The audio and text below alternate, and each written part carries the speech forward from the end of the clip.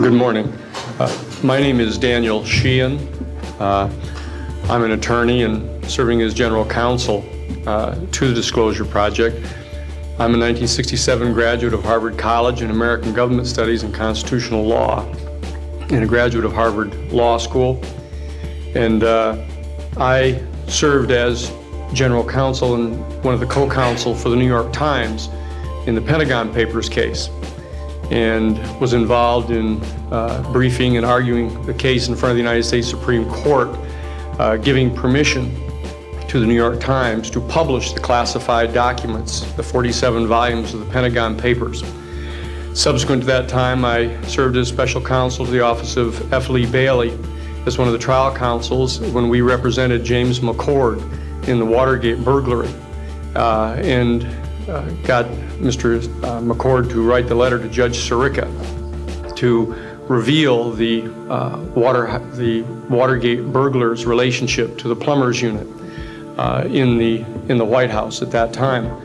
Subsequent to my service in that case, I went back to Harvard to the Divinity School to study Judeo-Christian social ethics and public policy.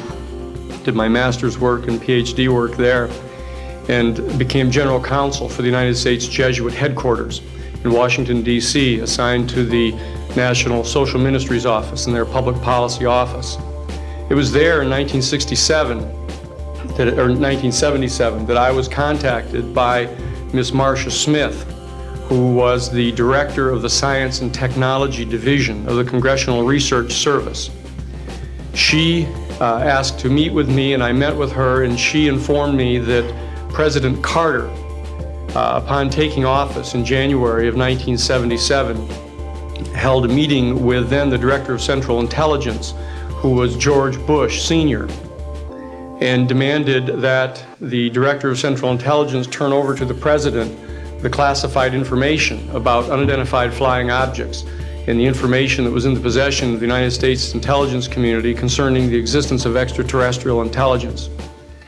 This information was refused to the President of the United States by the Director of Central Intelligence, George Bush Sr.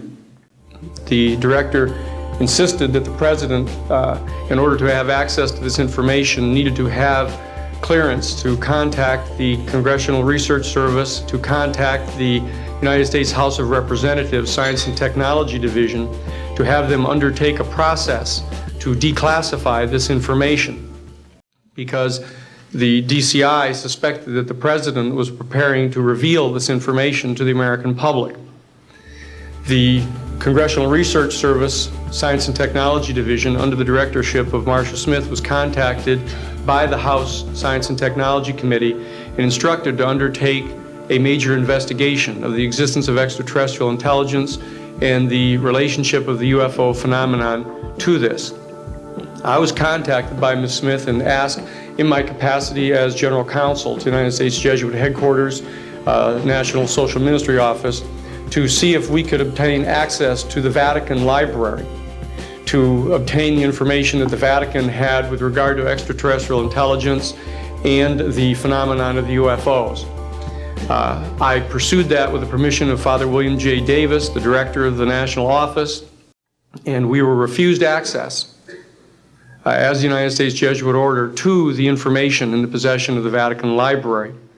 When I reported this to Ms. Smith, she then later subsequently asked me to participate in a project which I can go into some detail during the question and answer period or later to individuals, pursuant to which I was given access to, as a special consultant to the United States Library of Congress Congressional Research Service, to the classified portions of the Blue Book project of the Air Force.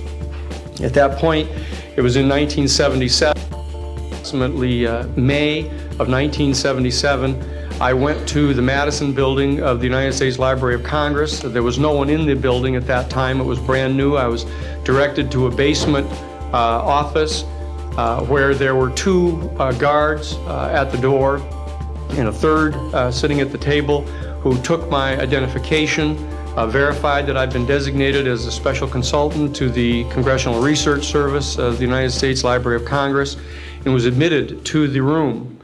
I thereupon found photographs, some dozen photographs, of what is unquestionably an unidentified flying object on the ground that had crashed and plowed a furrow in a field of snow, and it was embedded in an embankment. There were United States Air Force personnel surrounding this craft, taking photographs of the craft.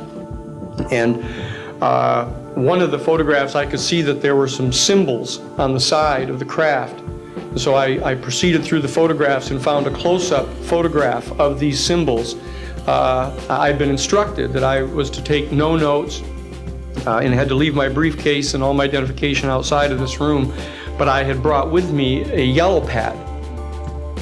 And so what I did is I opened up the yellow pad and refocused the overhead camera onto the same size as the cardboard backing of the yellow pad, and I physically traced the copies of the symbols on the side of this craft, closed the yellow pad back, put the microfiche back into the canister, reclosed the box that I had, and I said, it is time for me to leave.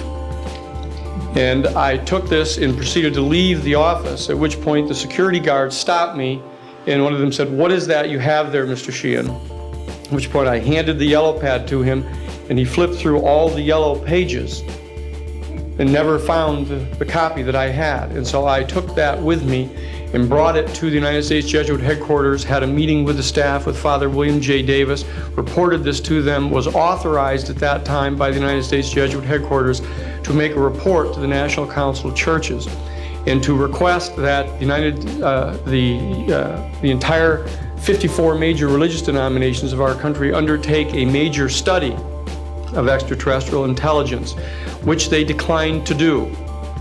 I was subsequently asked to deliver a 3-hour closed-door seminar to the top 50 scientists of the Jet Propulsion Laboratory of CSETI, the Search for Extraterrestrial Intelligence, which I did do in 1977. I'm more than happy to testify under oath to these details to the United States Congress, and would be happy to meet with any members of the press at that time. You may recall I also served as chief counsel to the Karen Silkwood case, in which we obtained the rulings in the Karen Silkwood case. I also served as chief counsel in the Iran-Contra case. It was the first one to testify before the United States Congress to the existence of the off-the-shelf enterprise of Richard Secord and Albert Hakim. I'll be more than happy to share the details of what I believe to be the relationship between this off-the-shelf enterprise and the secret government, which is concealing this information from the American public. And I am happy and proud to serve as general counsel to the Disclosure Project. Thank you very much.